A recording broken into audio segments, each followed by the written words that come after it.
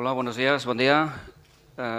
Agradecer a MC Mutual la oportunidad que nos da en este escaparate, en esta ocasión, en esta segunda mesa, un escaparate de mutuas, para explicaros qué es lo que estamos haciendo en Asepello. Antes Manel comentaba que se nos caracteriza fundamentalmente, además de ser por una mutua de centros de trabajo, de ser una organización fundamentalmente sanitaria. Así es nuestra vocación. El otro día hace meses ya, cuando me llamaba Manel para proponerme la participación de Asepello en esta jornada, alegó o apeló un poco al sentimiento del sector, ¿no? Yo creo que es importante apelar a este sentimiento porque somos organizaciones sanitarias importantes, con una participación, digamos, muy significativa en el estado del bienestar de este país.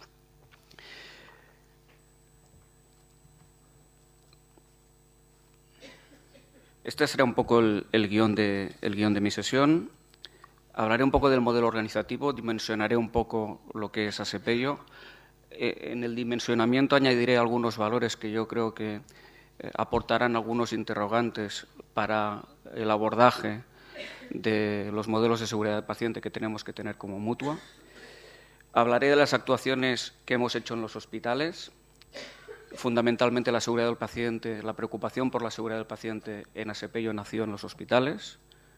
No será el punto o el foco más importante de mi presentación. Hablaré también, a partir de la experiencia que hemos tenido en los hospitales, cómo implementamos o cómo estamos implementando esto en los centros asistenciales. Y finalmente, digamos, el foco lo centraré en tres experiencias concretas, tres experiencias como son la prescripción asistida, con tres proyectos, con la prescripción asistida, con la simulación clínica y con el control telefónico postquirúrgico. ¿Por qué centrar el foco ahí? Fundamentalmente porque son actuaciones, digamos, muy transversales.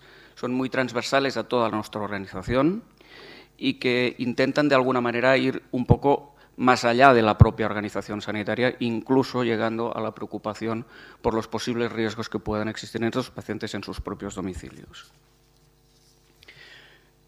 Este es el modelo organizativo de Asepello. Aproximadamente tenemos 147 instalaciones sanitarias, fundamentalmente centros asistenciales ambulatorios, 2 hospitales propios.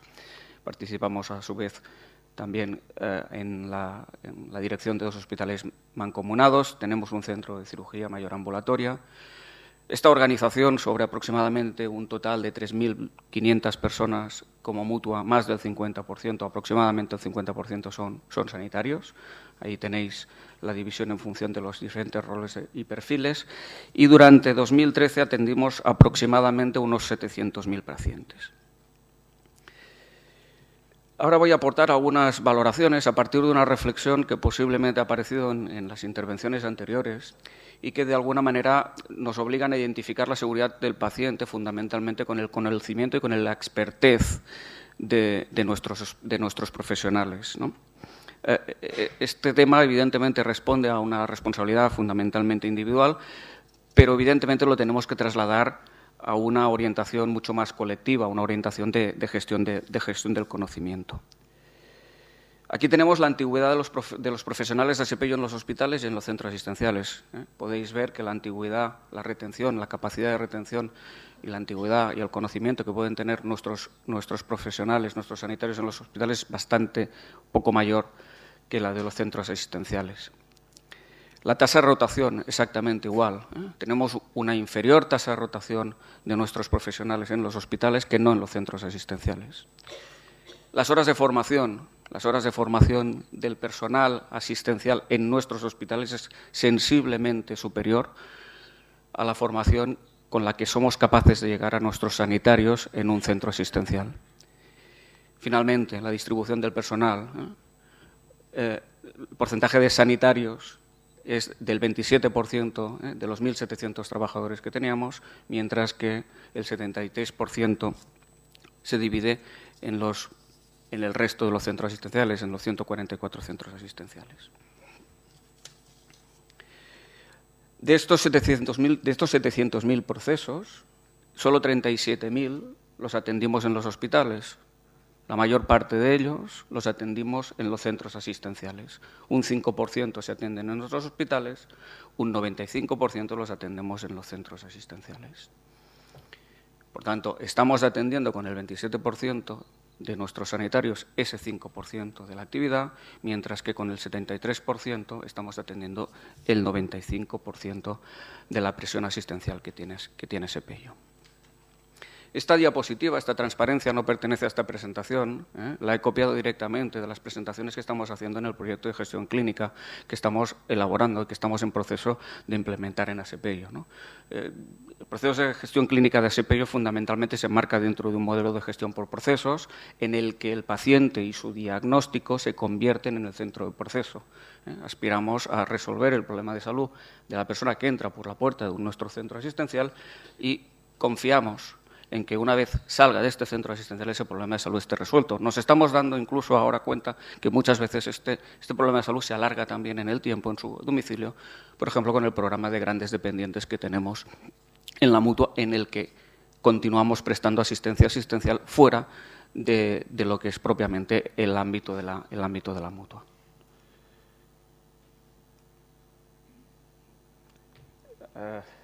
Aquí hay un pequeño problema de presentación.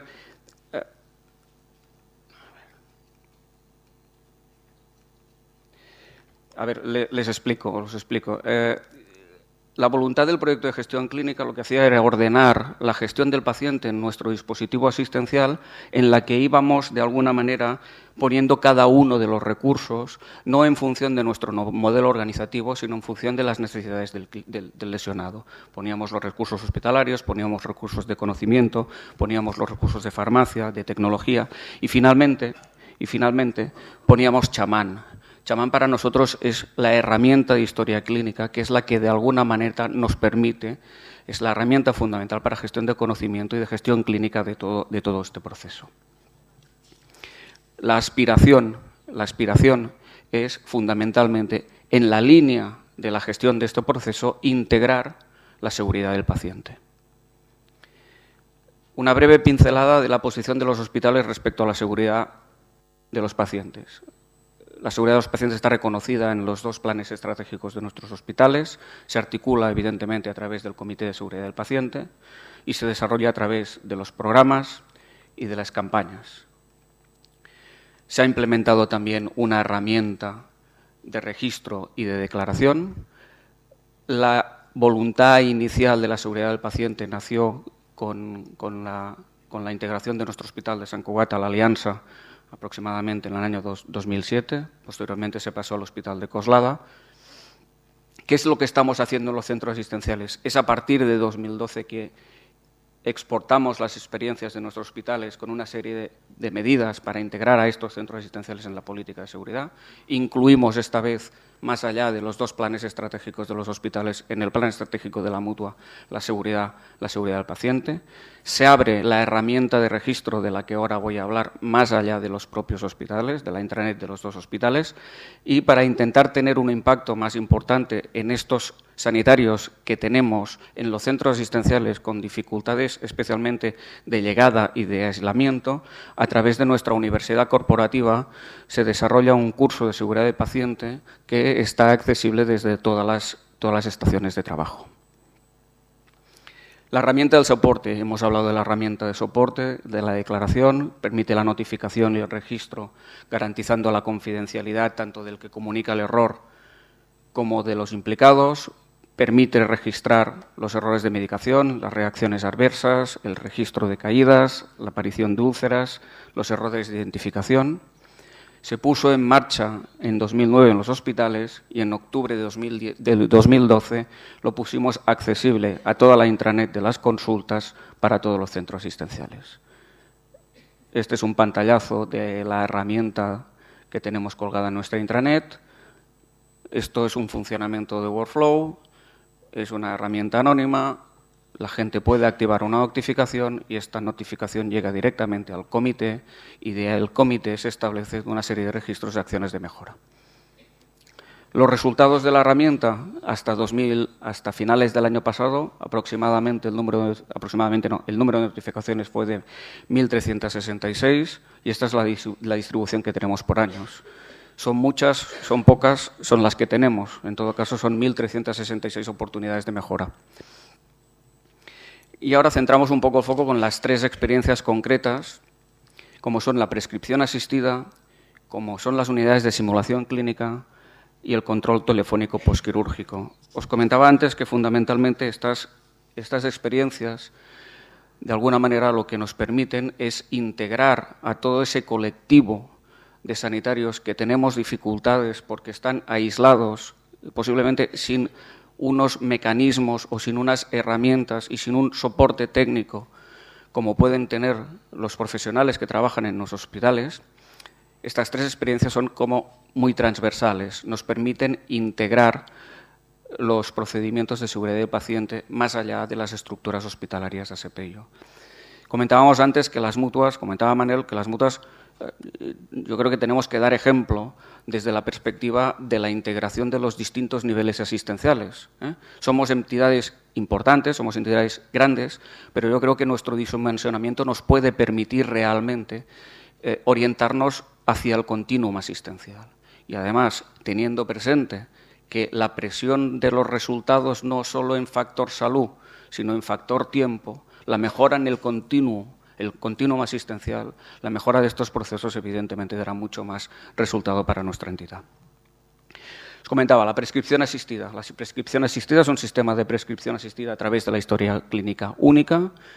Hemos eliminado prácticamente los depósitos de farmacia de nuestros centros asistenciales y fundamentalmente toda la prescripción, toda la entrega de medicación que se hace a nuestros pacientes se hace a través de receta.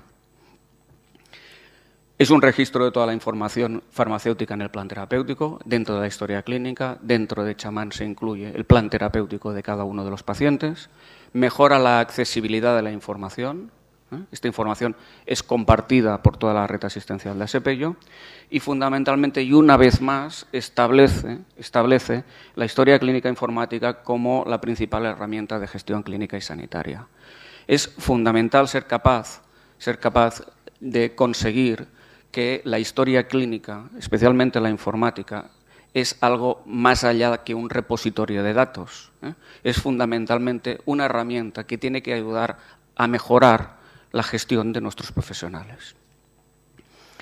Chamán es nuestra historia clínica, la prescripción nos ayuda a la trazabilidad, la prescripción nos ayuda a evitar los errores de la transcripción, las recetas salen todas informáticas, nos ayuda a la protocolización, al establecimiento de guías. Antes hablaba del proyecto de gestión clínica, nosotros también tenemos todas las guías incorporadas en esta historia clínica, de tal manera que tan pronto un profesional establece un diagnóstico, le aparece en su estación cuál es nuestra guía clínica. Nos habíamos encontrado en que desde hace prácticamente 8 o 10 años se había hecho un esfuerzo importantísimo con los especialistas de los hospitales para procedimentar y para establecer las guías de gestión clínica fantásticas, preciosas, y además habían sido maquetadas por nuestro departamento de imagen, y llegabas a los centros asistenciales y evidentemente todas estaban en las estanterías, no se abrían. En estos momentos cualquier profesional que está en un centro de SPIO y que diagnostica algo que tiene su guía clínica, le aparece en la historia clínica que tiene esa guía disponible con evidentemente el correspondiente cronograma. Nos permite evidentemente detectar las alergias, nos avisa en caso de alergia a un fármaco o un grupo de fármacos. El truco de esto está en que la alergia esté informada en el campo, no en el texto libre.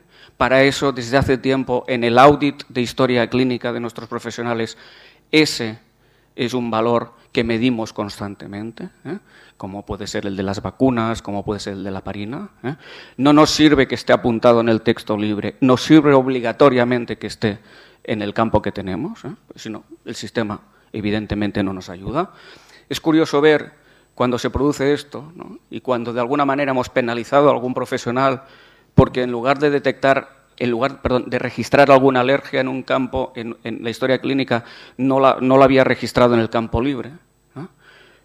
Cuando le enseñas esto, evidentemente lo que comentábamos antes, ¿no? Deja de ser un repositorio de la historia clínica y pasa a ser, de alguna manera, una herramienta que me ayuda a mi práctica clínica, ¿no? Y evidentemente en el caso de duplicidad también aparece. Si este fármaco ya está prescrito, pues evidentemente dice, oye, pues ya lo tienes en tu plan terapéutico, quieres continuar con él, quieres aumentar la dosis, etcétera, etcétera, etcétera. Nos permite también conciliar el plan terapéutico, nos permite conciliar tan pronto en el ingreso hospitalario, qué medicación lleva de base ese paciente, qué medicación le vamos a aportar nosotros, cuál es la medicación de salida que vamos a dar. Y con que en muchas oportunidades trabajamos en Asepello, pero no es lo mismo trabajar en Asepello en el hospital que trabajar en el centro asistencial de Écija, permite que el centro asistencial de Écija conozca perfectamente cuál es el plan terapéutico de aquel señor que acaba de salir, por ejemplo, del hospital de Coslada. La simulación, evidentemente, como comentaba Víctor, la simulación es una herramienta principal es una herramienta alternativa al aprendizaje tradicional. Si otros sectores lo utilizan, ¿por qué no nosotros? Nos permite adquirir competencias en un ambiente simulado, con los mismos requerimientos que la realidad, nos permite favorecer la práctica clínica sin riesgo para los pacientes, en todos los casos, evidentemente, técnicas invasivas muchísimo, o procedimientos invasivos mucho más, trabajar las habilidades clínicas, reforzar el trabajo en equipo, y también nos permite reflexionar sobre la propia experiencia, ¿no? Esto es los role-playing, ¿no? Ellos actúan, se graban, hay una sesión de evaluación y vuelven a ver respecto a lo que han hecho, qué es lo que han hecho bien y qué es lo que han hecho mal.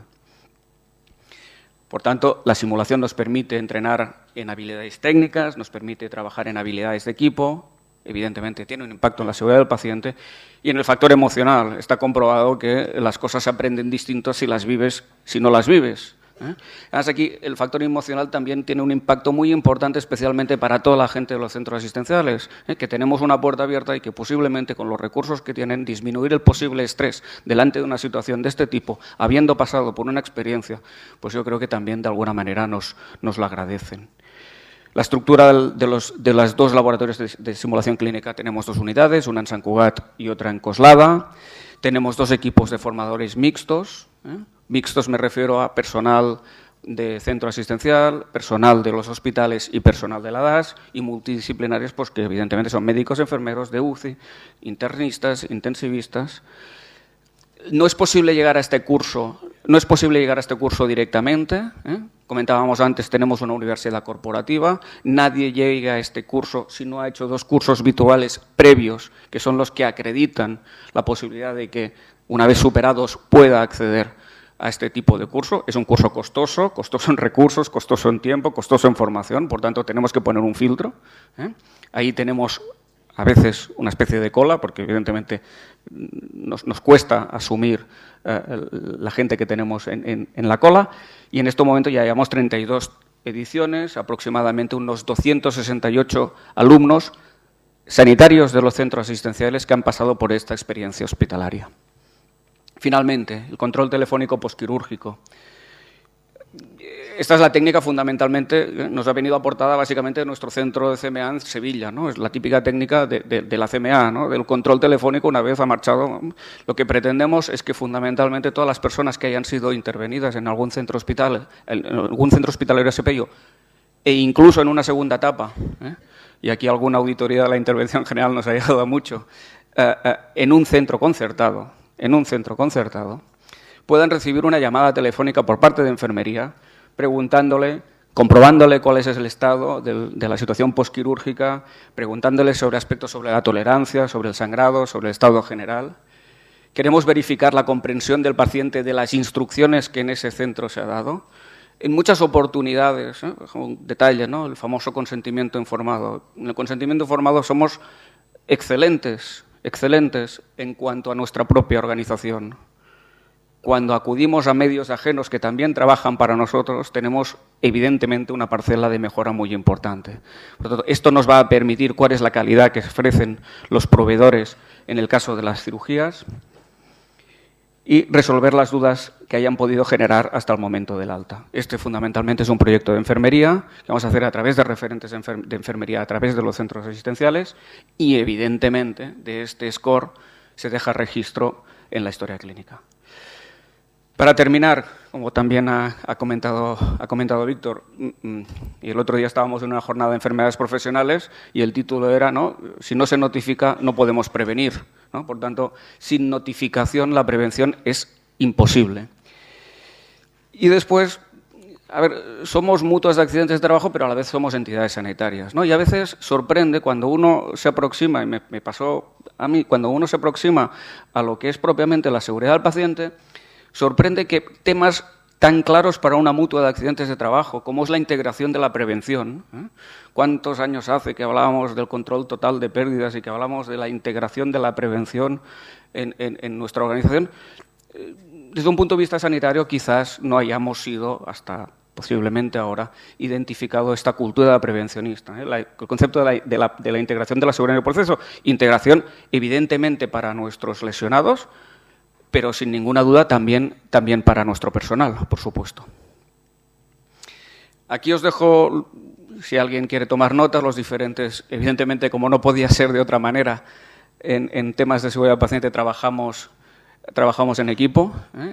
Aquí están los diferentes responsables de cada una de las áreas de las 3 experiencias y estaríamos encantados de compartir el conocimiento. Creo que la situación en este momento en el mercado de la mutua es, como mínimo, a los funcionales nos permite, evidentemente, levantar barreras de conocimiento, intercambiar experiencias, porque, en definitiva, esto fundamentalmente va orientado hacia nuestros pacientes. Muchas gracias.